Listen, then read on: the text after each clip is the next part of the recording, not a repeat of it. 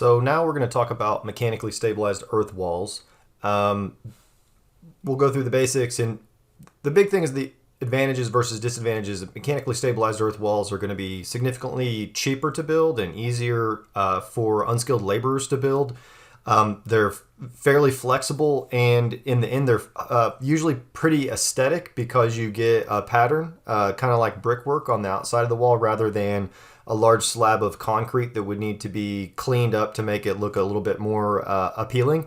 But you do need an area for the reinforced soil mass, which acts as our immovable mass that we'll be doing our factor of safety analysis on. And it's going to be very difficult for a local engineer to design. You're buying a system, basically, from the blocks to the geogrid. And so there's in-house design people that sell these systems, and they do the design for you. They skip over some of the things that they don't consider, and so you would need to still consider global stability and some of the other like sliding approaches. But they're also not as common, although that has gone away. They started widespread use in the mid 80s and really took up a lot of the market around the 2000s, and moving forward they're still not entirely known, and there's been more failures, and it's largely because people are still a little bit unfamiliar with them. It does require that you use a free draining backfill. It's very tentative to use a clay type of backfill material. So here's what it looks like. This is a modular block mechanically stabilized earth wall. So MSE is mechanically stabilized earth. This one has small modular blocks. This is the research project that I worked on. But if you drive around, most of MoDOT uses these. These are the large cruciform panels that look like this on big embankments.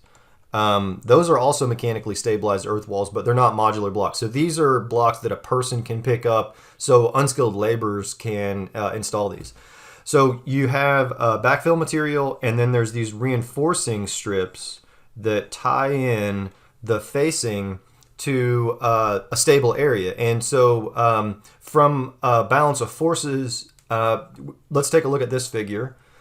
So what you can see is there's a facing of modular blocks. It could be even panel segments. Sometimes these are entire tall lengths of panel. And then it's tied back with reinforcement. The reinforcement can be plastic, it could be steel. And the idea is that this active wedge here is moving downwards, or it's trying to move downwards, and that is being restrained by the tension in the grid. And the tension is able to mobilize within the grid based on the length of geogrid that is reinforced within the section that's not moving. So because there's so many more parts to this than a traditional cantilever or gravity wall, there's a lot more methods that we need to analyze failure on. So one of them, for example, would be, does this length of reinforcement pull out? And so you would need to analyze that. Maybe that length of grid would rupture, and so you need to analyze that also. And I'll go through all the different ways, but there's a lot more moving parts, and so it's important to recognize that maybe it is better that a manufacturer does the design because they're the most familiar with these walls. So it's not just the things that we're used to seeing.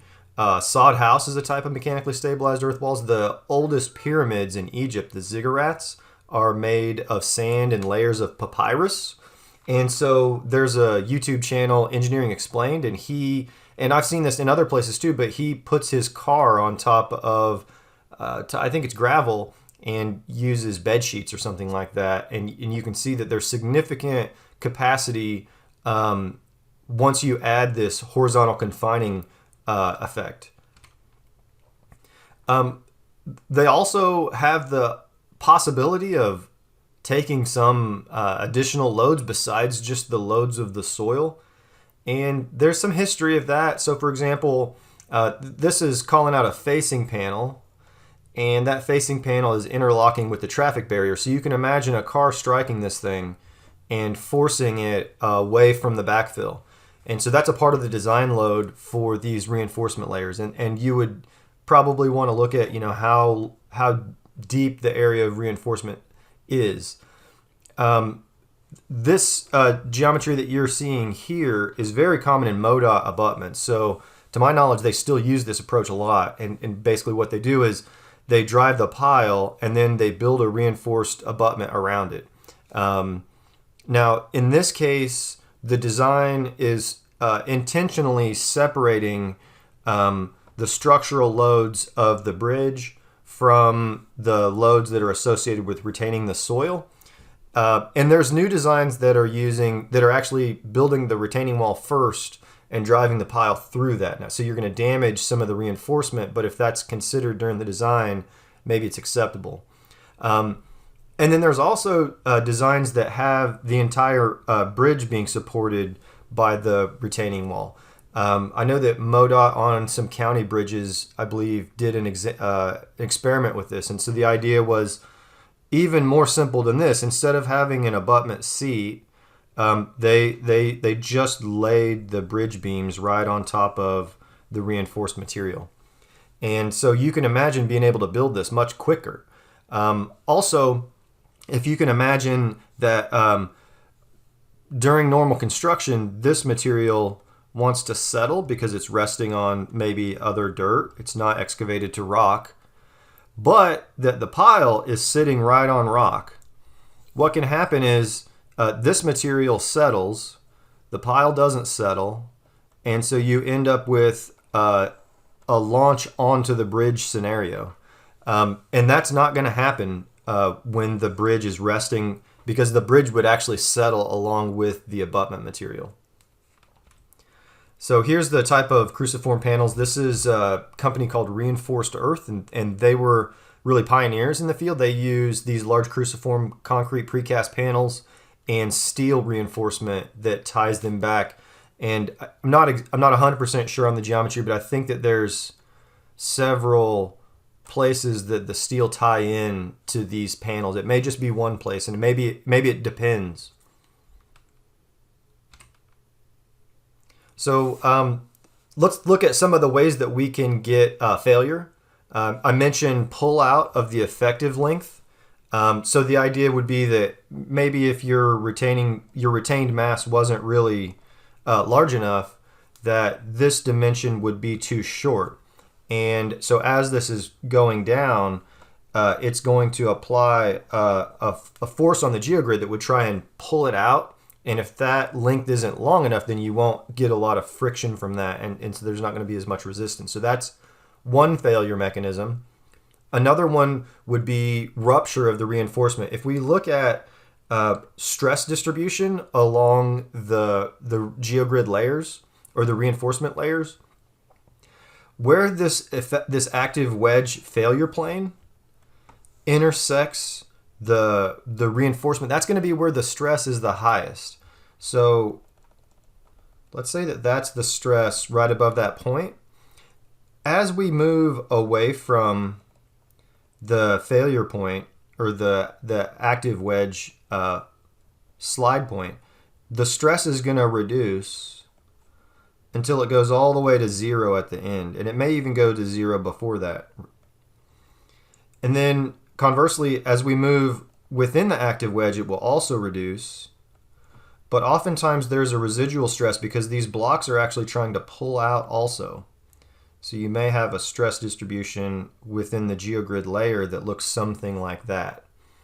And you can imagine the complexity of trying to figure out exactly what the stress is. And so there's a lot of rules of thumb that are applied to this. And because there's uncertainty or unfamiliarity, there tends to be a higher factor of safety. And it turns out that these walls are usually way over designed. And when you see a failure, you can almost always point to inexperience.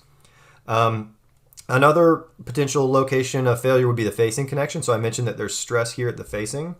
So it's possible that one of these blocks wants to pop out right where the geogrid attaches to the block. And so that's another failure mechanism that you'd want to consider. Most of these systems have an interlocking set of pins. So if this is the geogrid shape in plan view, there would be what tends to happen is these have like a bar. So this area ends up being like a bar. And you put pins through the top of the grid. And now you can pull this, and the pins will resist that movement. It will bear on this side, right? And so so those pins can fail, especially because we may not pin every single connection, and then occasionally there will be no pins and it'll just count on friction. There's other ways that this thing could fail. So we're going to call this internal stability.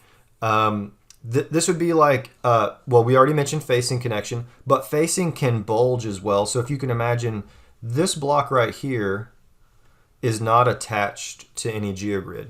Now there are pins that will pin the two blocks together, but those pins are and different systems will have different methods of attaching the block together. So sometimes the blocks will be built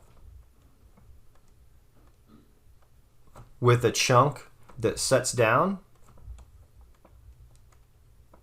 something like that. So you may have seen some of those. And in that case, we're worried about this chunk breaking off, right? So maybe that's not a particularly common failure in this geometry, but given a completely vertical geometry or one like the cruciform reinforced earth method, there you have to consider it. Can a block just slide out? And it can. So you need to analyze that. And so you need to know what are the mechanical properties at that connection. You can also get sliding within the layer. So just like what we would do for a large cantilever retaining wall or gravity wall, the idea that this thing could slide over is something you've got to consider. And it could also happen within a layer. So you can imagine a condition where there's a pressure distribution on the back of this thing. Maybe there's a failure that happens right along that layer. So this whole mass starts to slide. So you've got to analyze each one of these layers for sliding.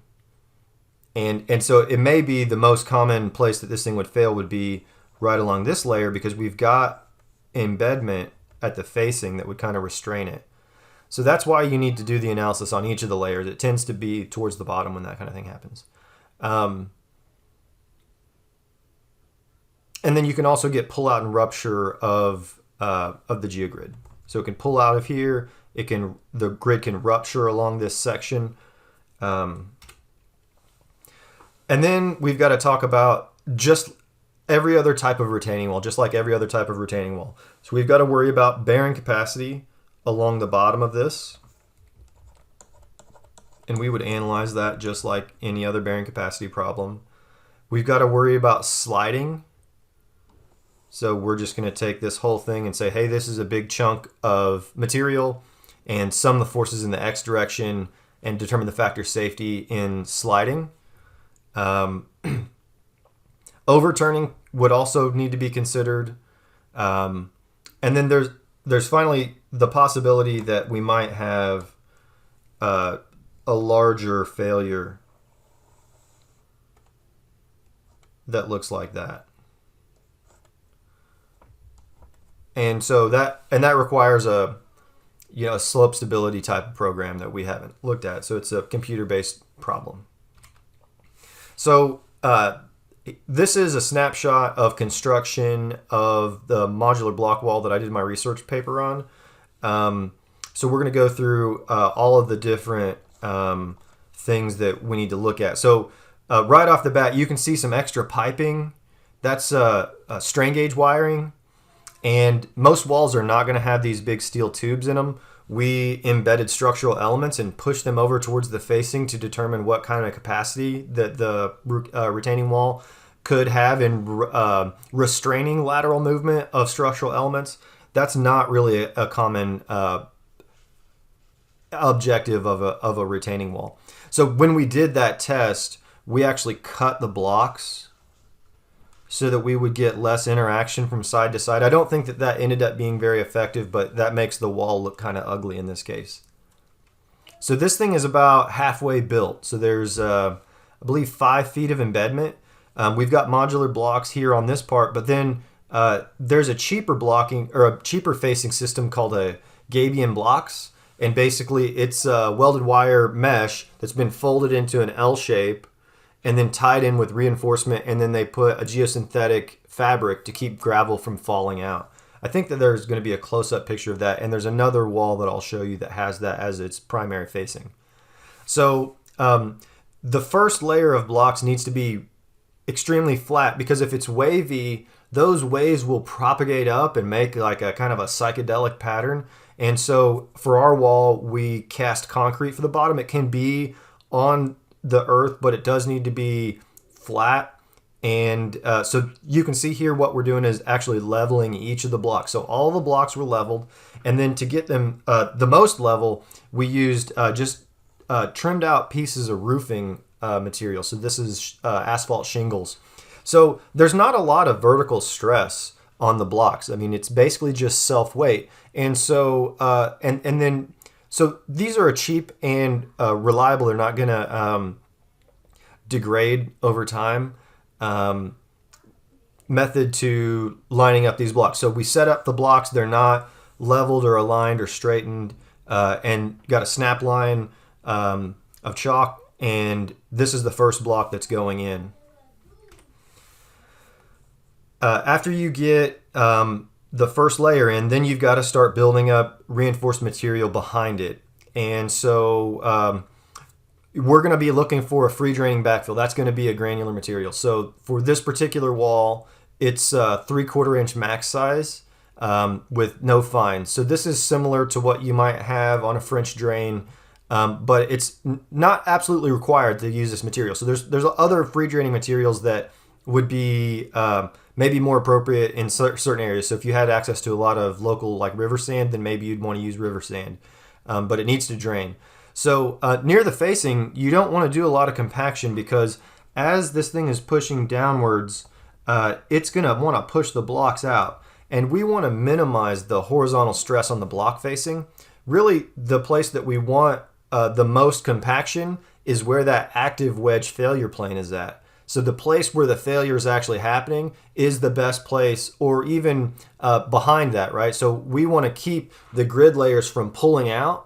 And so if we can compact that layer a little bit more, that can be helpful. So farther away from the facing, we used a larger compactor. Near the facing, we used a small compactor. And otherwise, it's just roll the stuff out. I think it was in 6-inch compacted layers. So once you get to the first layer of geogrid, or any layer of geogrid, in this case it's geogrid, but it could be a reinforcement, a steel reinforcement, even rebars could be used in a pinch. So I'm sure that there's some developing countries that use other materials. But so these things get snapped into place, and I've got a picture of the connectors here in a second. But you put the grid down and you snap the connector into the block, and then you stack another block on top of that, and then you just roll these materials out to whatever dimension. So this is the back, and the facing's over here. Sorry, it's over here somewhere. So all they did was, they just grabbed some pitchforks and kind of pulled this tight and put gravel on it to hold it, and that's it. So this is fairly easy. I mean, I went to a 2-hour training along with everybody else that built the wall, and that was it. There was an expert on site that sort of walked around and kind of checked our work, but otherwise that was it.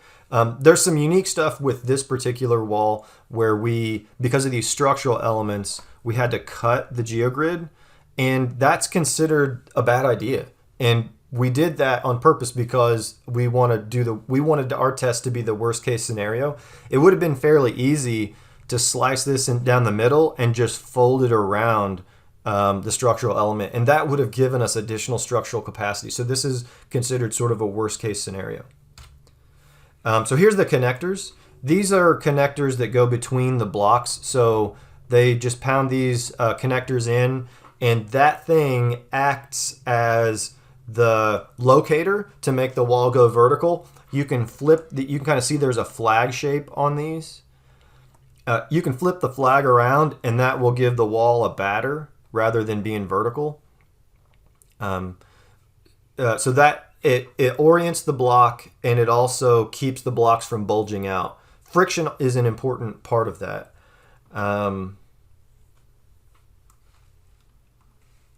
You can see some strain gauge tubing and wires on this, so most of the time you're not going to see that kind of stuff. And then, ideally the cover of the material would be a low draining or low permeability cover. We don't want water to infiltrate through the wall. This material is such a free draining material, I don't think that there would be any negative consequences, but in general what we want to do is have the water shed away from the reinforced material to some other place that's like a draining area. So this is the top of the wall that's just been built, and all of those tubes you can see, they're covered up. These are circular corrugated metal pipe. They're covered up with pallets just to keep some person from falling down inside of there. These locations near the facing will be filled with steel and concrete as a structural element, and then pushed towards the wall facing. These pipes that are back here, they've already got steel in them because there's a concrete and limestone rock socket at the bottom that's 7 inches or 7 feet long. So these are going to be the thing. So we'll put a hydraulic jack here in the middle and attach one side of the jack to the shafts with the rock socket, and then push the other side over. So those are just used there for reaction. So most walls are not going to have that. So here's what we don't want to see. And this is in some ways a bad deal, but it's also kind of a good deal. So there's a couple of things. You can see how unlevelness along the bottom propagates upwards into kind of a strange pattern, and that can be unsightly. So if you're building a wall, you want to make sure that bottom layer is flat. But in this case, this is due to settlement. So there's been a significant amount of settlement. I'm guessing there's a utility or some problem with compaction in that part. And you might say, well, this is really bad. But then the counter argument to that is that while that is pretty bad, that might be from this side to this side 4 inches of settlement, and the wall system is still intact and functioning. So these walls are very tolerant of settlement. So if you were to put one of these in an area that was going to have known settlement problems, it's fairly reliable compared to, for example, a concrete cast in place wall, which would have a crack, would have a crack too. Maybe it doesn't crack. And if it doesn't crack, it doesn't look like anything happened. But if it does crack, it's likely to be more aesthetically unpleasing than this, in my opinion. This is a gabion basket wall down in the Virgin Islands. And so this has reinforcements tying into it. So the Virgin Islands are an extinct volcanic system, and they built a lot of these resorts by excavating down, and they put the resort building on top of something relatively stable. But then above that, they wanted to put in a parking structure and like a parking lot. And so they built these retaining walls to serve as a parking structure. Now, one of the things about high-density polyethylene and other types of plastic is that UV light can degrade them over time. And so in this case, they've actually got a system of plantings and waterings to shade the wall. So these are the gray material that you see, that's welded wire mesh that's been folded into an L shape, and then it gets tied back with a piece of steel, and then it gets reinforced and tied in with the reinforcement under the retained mass. The black stuff that you see is a combination of geogrid and geosynthetic fabric, non-woven, that will allow water to come out of it, but keep the gravel from coming out. And then within that, there's a drainage system. I'll show you a picture of some drains, and then they've got this planting system. So you can actually see that there's a basket that's holding this plant, and then there's irrigation line that's going to all of these baskets. And so the intent is that they shade the material. Here's some just kind of bad situations. So this thing had a failure at the bottom of the wall, I'm not sure what the cause of that was. I'm going to guess it was facing connection problems. Let's see. This is in North Kansas City. So these are fairly large size blocks, and you can see the way that the facing blocks interlock with each other is there's a dome on the top of the blocks, and then there's a corresponding recess on the bottom of the blocks. And so you can stack these up and they sort of interlock together. So I'll give you a second to guess why this one failed. All right. Well, so it turns out that the manufacturer specified that they needed to have a certain length. I'm going to throw out a number. Let's say it was 20 feet of reinforcement going back into the backfill. And so the way that the contractor built it was they put like 10 feet along the bottom and then another 10 feet that went up along this road cut. And so they didn't really have enough reinforcement length. It was a false sense of security by having that geogrid in there. Here's another picture. That's me loaded up with PPE there. We've already seen that figure.